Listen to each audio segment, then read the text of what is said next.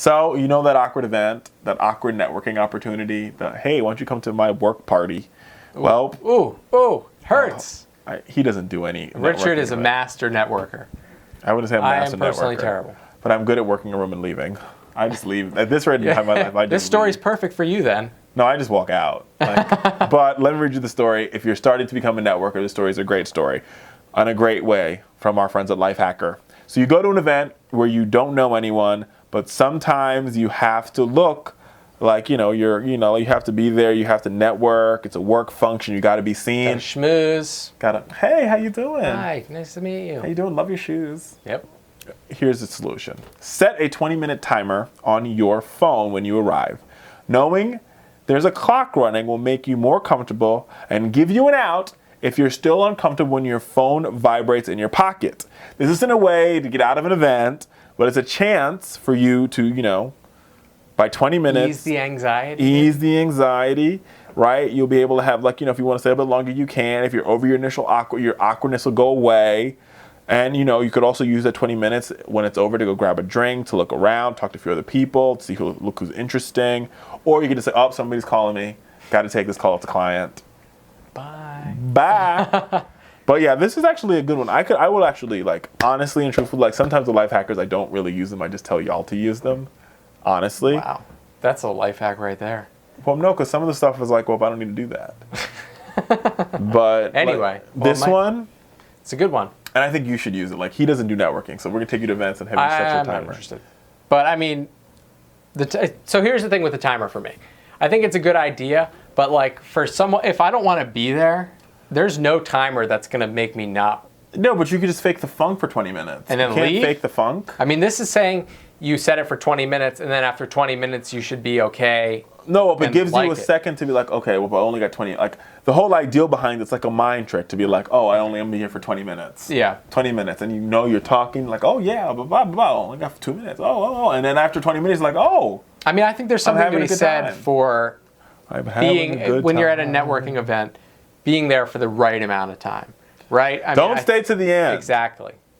You got to leave late. Get there early and leave. Get there late and leave early. Yeah. You definitely want to leave early. I mean, because it's after a certain point, people are you got to leave. It's like Seinfeld, right? Seinfeld ended at the perfect time. I thought you were going to say it was a science. No, it is a science. But it's like Seinfeld. Seinfeld ended at their peak, right? When everyone loved them and they went out at the right time. If you stay around at a party for too long, unless it's your own party, yeah, then you wear out your welcome. When we throw a party once a year, folks know. Rich always leaves early. Or that's not true. I leave well past the time that the party is. Yeah, but I shut the party down every year. Yeah, I mean, you're with the people. You are hanging out with the people who are staying for too long, right? I'm highly offended. Why are you offended? You just gave this advice. No, I just said leave. I just said leave late, come late, and leave early.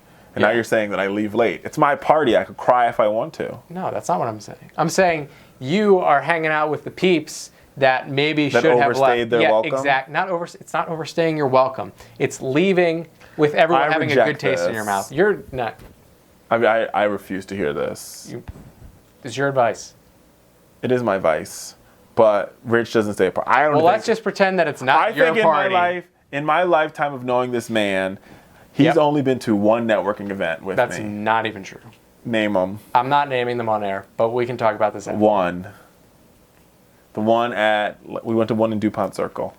Many more, countless networking events that were all not enjoyable. Well, I had a great time. Richard had a great time. Whatever. Anyway, Richard, please tell us about the Richard Fowler moment. In the moment tonight. Fortune cookie, folks. I got a fortune cookie today. What does it say? And I thought it was profound. And so I thought it'd be tonight's moment.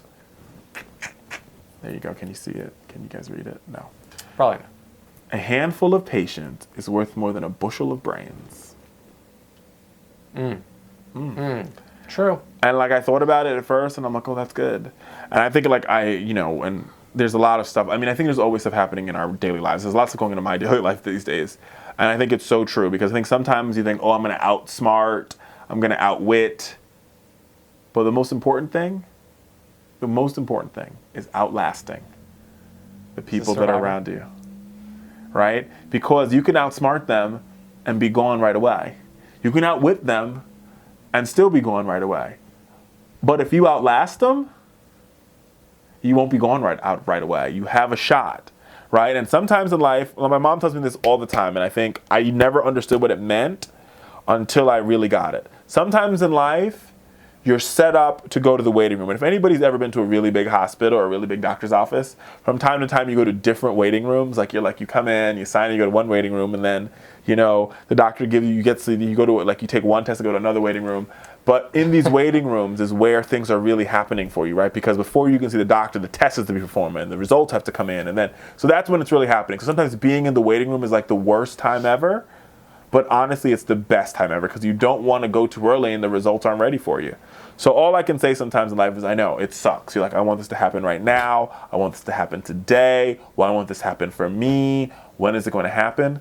Just be patient, because that handful of patience is going to be worth eons of brains, because you are going to outlast, right? And because you outlasted, that by default means that you've outwitted and you've outplayed everybody else. So I know it's tough. I know the road is rocky. I know you're like, I'm waiting for my breakthrough, Richard. I'm waiting for my breakthrough, because and if you listen and watch these moments, right? I'm like, oh, your breakthrough's coming. I'm waiting. Just a little bit more patience. Wait a little while.